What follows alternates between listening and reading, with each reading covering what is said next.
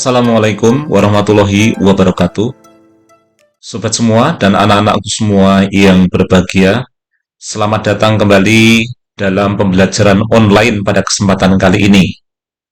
Topik yang akan kita angkat pada kesempatan kali ini adalah kurikulum SMK, khususnya dalam menghadapi tantangan di era global.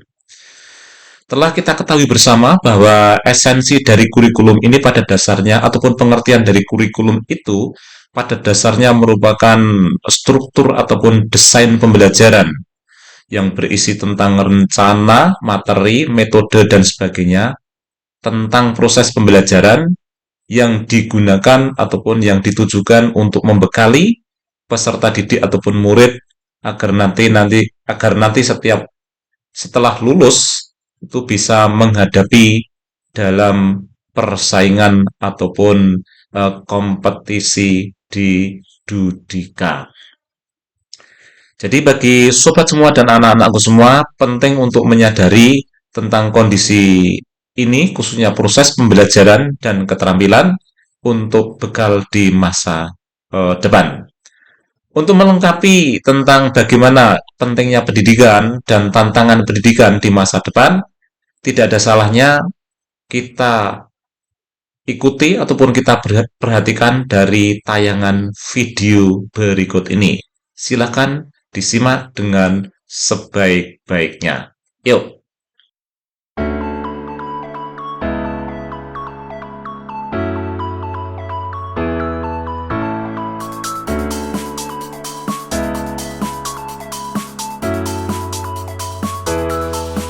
Pendidikan ternyata mengubah peradaban manusia, sehingga pendidikan merupakan kunci sukses.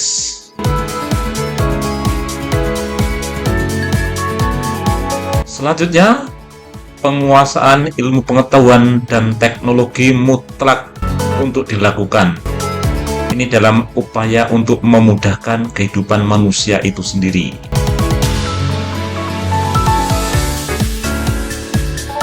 Penting bahwa kita harus selalu beradaptasi dengan perubahan yang ada, khususnya dalam hal perubahan ilmu pengetahuan dan teknologi. Karakter menjadi kunci utama dalam proses adaptasi ini, sobat semua. Rasa ingin tahu, tanggung jawab, disiplin, integritas, dan lain sebagainya menjadi kunci pokok untuk membangun masa depan yang lebih baik. Dan dengan kunci memperkuat soft skill, mempertajam hard skill, kita akan menjadi maju dan memenangkan persaingan. Yuk! Sobat semua dan anak-anakku semua, dari tayangan video tadi tentang pentingnya pendidikan, keterampilan, dan juga adaptasi kita di dalam kehidupan ini, dan juga memperhatikan fenomena tentang proses ataupun progres pendidikan dan pembelajaran akhir-akhir ini, maka kita bisa memperinci paling tidak ada 4 hal problematika di dalam pendidikan. Yang pertama adalah karakter sumber daya manusianya yang masih rendah. Ini perlu untuk ditingkatkan. Yang kedua, kondisi persaingan yang semakin ketat dan sangat kompleks. Yang ketiga, perkembangan ilmu pengetahuan dan teknologi yang semakin cepat. Dan yang keempat, ini daya saing kita yang masih rendah. Selain hal tersebut, ini kita bisa melihat data dari daya saing sumber daya manusia, khususnya yang ada di Indonesia. Yang pertama, ini ada 8 provinsi dengan sumber daya manusia paling maju. Data kita ambil dari tahun 2025. Skor tertinggi adalah DKI Jakarta, dan 10 terbesar ini ada di Sumatera Utara. Selanjutnya, apabila kita perhatikan tentang daya saing dengan negara-negara tetangga, khususnya yang ada di dunia, ini data tanggal 5 Juni tahun 2026, ternyata daya saing Indonesia masih rendah, yaitu turun pada posisi 48 dunia, kalah dari Malaysia dan Vietnam. Dari kondisi ini tentunya sangat berpengaruh dalam kondisi ataupun dalam suasana angkatan kerja kita. Persaingan tenaga kerja kita pun juga semakin ketat. Untuk itu, maka coba perhatikan dan analisa dari video ataupun tayangan video berikut ini atau data saya ambilkan dari BPS tahun 2024. Coba perhatikan tayangan berikut ini.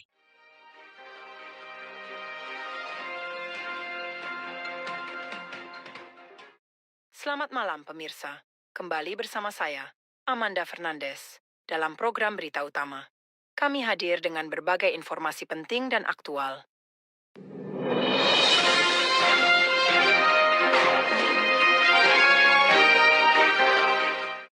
Pemirsa, Badan Pusat Statistik mencatat adanya peningkatan jumlah penduduk usia kerja di Indonesia pada Agustus 2024.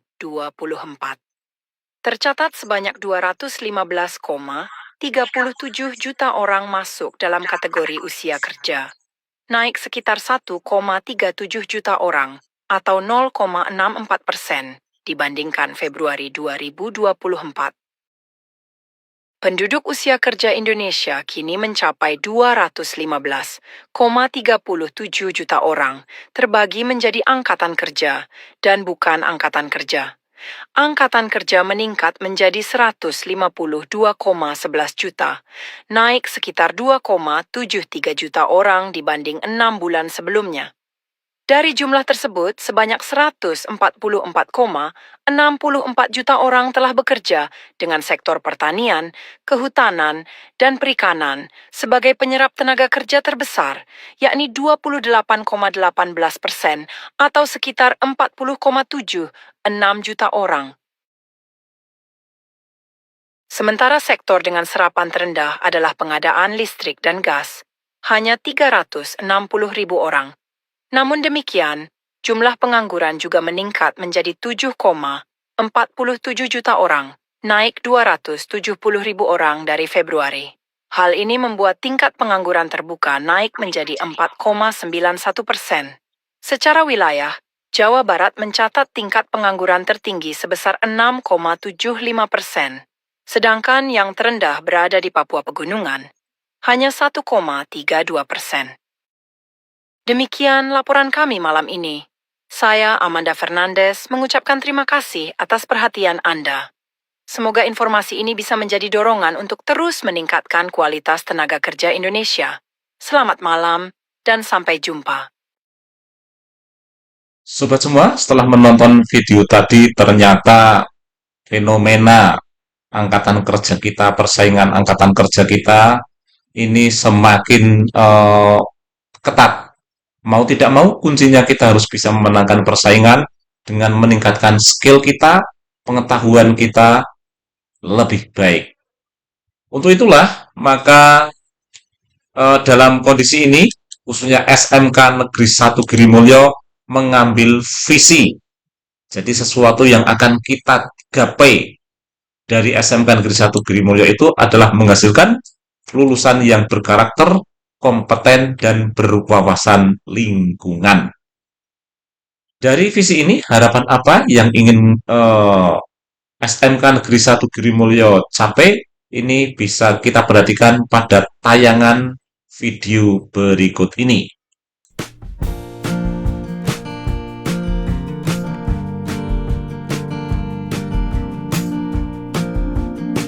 Harapannya adalah lulusan siap kerja, memiliki pengetahuan yang matang, keterampilan yang tajam, sesuai dengan kebutuhan yang ada di dunia usaha dan dunia industri. Itu harapan yang ingin dicapai dari alumni ataupun lulusan SMK Negeri 1 Girimulyo.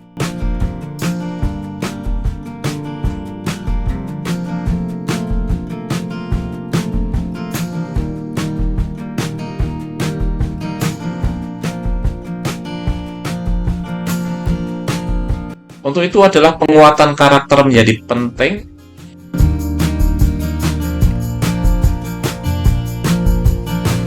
Kondisi industri yang semakin berkembang pesat ini membutuhkan kemauan yang kuat untuk selalu meningkatkan skill, update skill kita, pengetahuan kita. Pemahaman terhadap ilmu pengetahuan dan teknologi internet harus kita tingkatkan sepenuhnya. Ini karena merupakan kunci utama dalam keberhasilan di masa mendatang.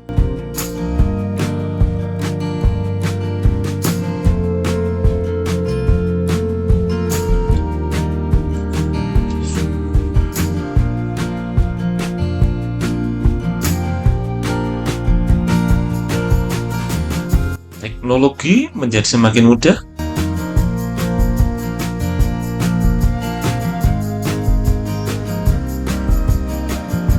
Dan ini hanya bisa kita raih dengan belajar dan berlatih. Teknologi mengubah cara pandang hidup manusia itu sendiri. Yang pertama, semuanya akan menggunakan satu klik. Bisa terlaksana dengan baik, efektif, dan efisien.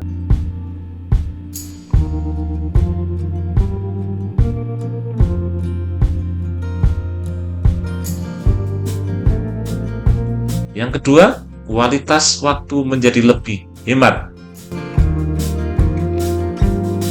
Efisien waktu.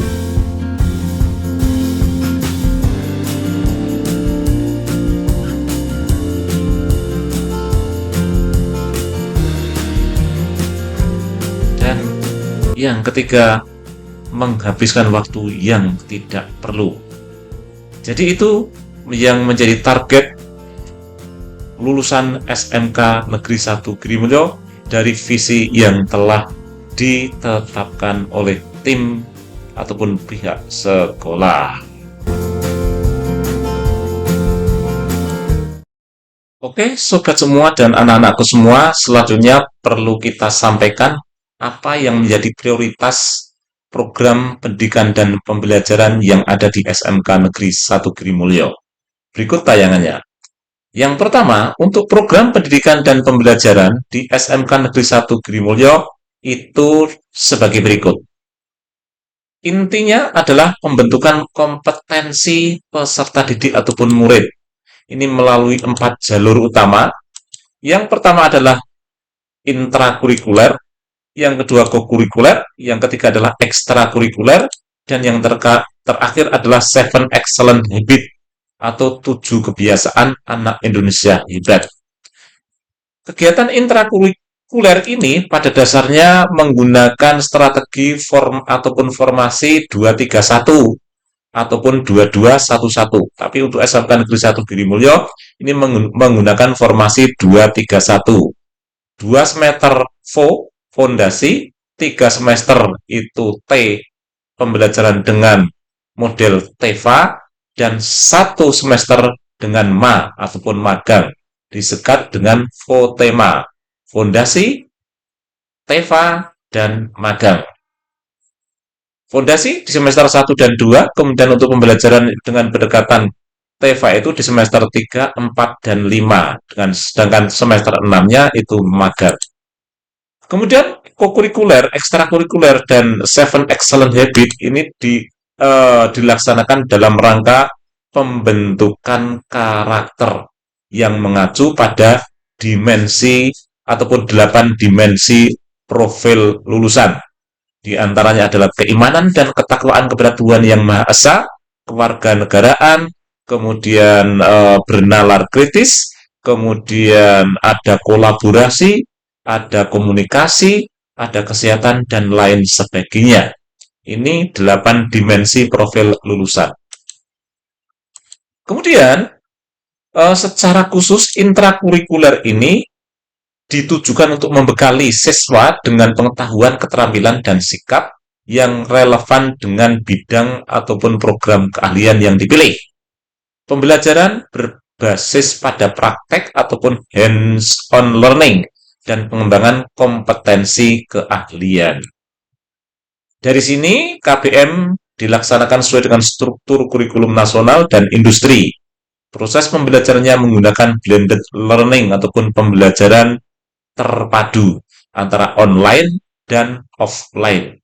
Kurikulum berbasis industri dengan muara link and match, kemudian PKL dilaksanakan di Dudika selama 4 bulan, dilaksanakan di semester 6. Selanjutnya, kurikulum di SMK Negeri 1 Girimulyo ini dapat kita tayangkan seperti berikut ini. Ada mapel umum, ini ada 7 mata pelajaran pokok, kemudian ada mapel kejuruan, ini meliputi matematika kejuruan, bahasa Inggris, informatika, dan ilmu pengetahuan sosial. Kemudian ada dasar program keahlian ataupun dasar-dasar program keahlian. Itu ada 2 jenis. Ini ada program keahlian ataupun bidang keahlian teknik dan bidang keahlian bisnis dan manajemen. Yang akuntansi ada 4 jenis, kemudian yang teknik otomotif ada 3 jenis ini. Kemudian yang terakhir ini dasar konsentrasi keahlian. Ini ada beberapa mapel yang harus diikuti oleh peserta didik ataupun murid. Akuntansi, ini ada 9 mapel, kemudian untuk TSM ada 7, sementara yang TKR teknik kendaraan ringan ini ada 6 mapel. Semuanya lengkap, komplit, diarahkan untuk membekali peserta didik agar siap masuk ke Dudika, siap melanjutkan ke jenjang yang lebih tinggi, ataupun siap untuk berwirausaha sesuai dari tujuan SMK itu sendiri. BMW, bekerja, melanjutkan, ataupun berwirausaha. Program pendidikan dan pembelajaran yang selanjutnya adalah kokurikuler.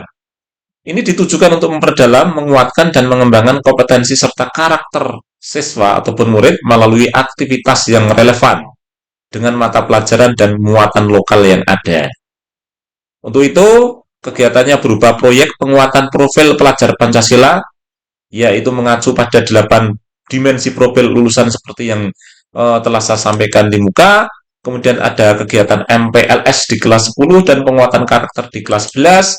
Kemudian yang ketiga ini ada kunjungan industri. Semuanya di dalam rangka untuk membentuk karakter peserta didik. Kemudian yang kokurikuler bentuk proyek. Ini merupakan implementasi pembelajaran praktek. Pertama itu melakukan analisis dan daur ulang limbah praktek industri, kemudian inovasi produk kreativitas lokal dan berbasis teknologi, dan yang terakhir ini teaching factory ataupun TEFA untuk lintas jurusan.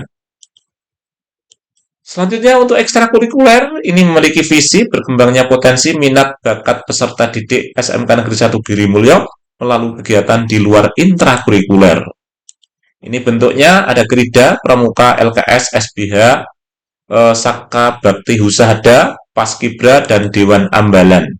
Olahraga ada voli, tenis meja, pencak silat, bulu tangkis juga ada, seni budaya Indokarawitan, tari, teater, dan hadroh.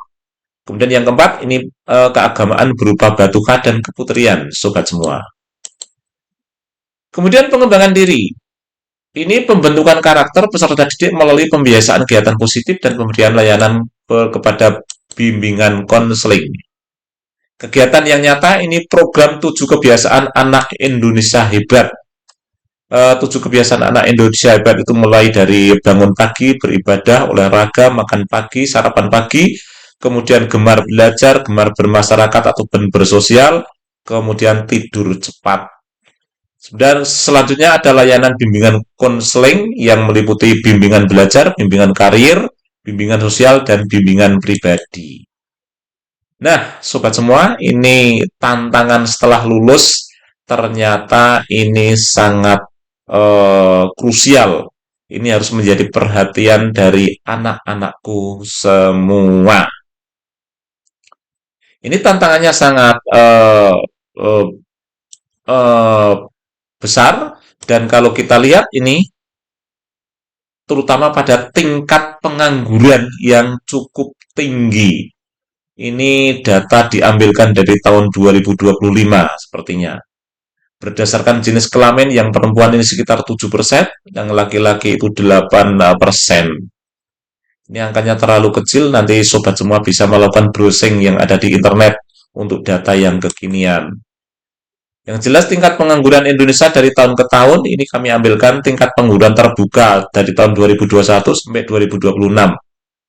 Trennya mengalami penurunan, tapi dari jumlah angkanya, angka yang menganggur ini masih cukup tinggi, yaitu sekitar tahun 2021 itu dari 9 juta, 9,10 juta orang, sampai tahun 2026 ini turun 7 juta, 7,24 juta orang.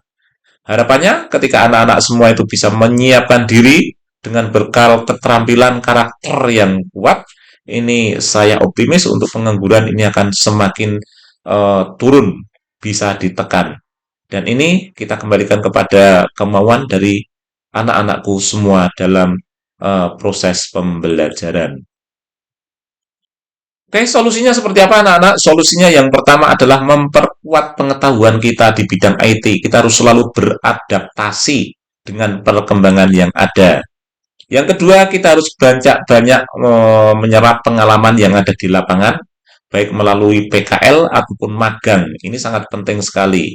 Nanti ini untuk menghubungkan ilmu yang kita dapatkan di sekolah sama yang ada di Dudika itu seperti apa. Magang, PKL, silakan diikuti dengan sebaik-baiknya. Kemudian kunci yang ketiga, solusinya adalah kita harus mampu mengembangkan komunikasi. Komunikasi untuk membangun networking ataupun jaringan yang luas. Ketika kita banyak jaringan, banyak informasi, banyak data yang kita terima, ini akan meningkatkan kapasitas kita di masa depan, khususnya dalam memperoleh pekerjaan. Kemudian penguasaan internet menjadi cukup penting karena untuk ke depan kita tidak bisa lepas dari internet ini. Itu solusi yang penting untuk dilakukan. Selanjutnya, sobat semua dan anak-anakku semua, kita harus paham juga seperti apa tuntutan Dudika, dunia usaha, dunia industri, dan dunia kerja. Ada 3 hal pokok. Dunia kerja sebenarnya menginginkan good character. Jadi karakter ini merupakan kunci utama. Bahkan bisa dibilang ini 80% itu penentu keberhasilan itu pada karakter manusia. Yang kedua juga ini dibutuhkan dengan good knowledge. Pengetahuan yang cukup ini melalui pendidikan, informasi, pengalaman, dan sebagainya. Dan ini yang terakhir, ini pentingnya base kompetensi ataupun skill sesuai dengan jurusan yang kita ambil. Silakan bagi yang jurusan akuntansi, teknik kendaraan ringan ataupun teknik sepeda motor harus mempertajam skillnya sesuai dengan konsentrasi keahliannya masing-masing. Selanjutnya, dalam upaya pembentukan karakter ini kita harus juga paham dengan budaya kerja. Mengapa perlu? Ini dalam upaya mewujudkan visi dan misi organisasi, esensinya adalah produktivitas kita itu bisa meningkat. Kita harus mempertajam budaya kerja. Esensinya sikap dan perilaku sumber daya manusia dalam organisasi ini sesuai dengan budaya kerja yang ditetapkan.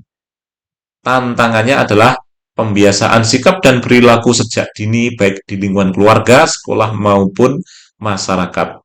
Silakan anak-anak mulai dari sekarang untuk mempertajam, memperkuat karakter kita melalui budaya kerja. Budaya kerja vs budaya belajar ini sangat match sekali. Di dalam dunia kerja ada budaya kerja yang merupakan sikap dan perilaku yang dikembangkan di dalam Dudika. Sementara di sekolah ada budaya belajar yang merupakan sikap dan perilaku yang dikembangkan di sekolah. Dudika, sekolah.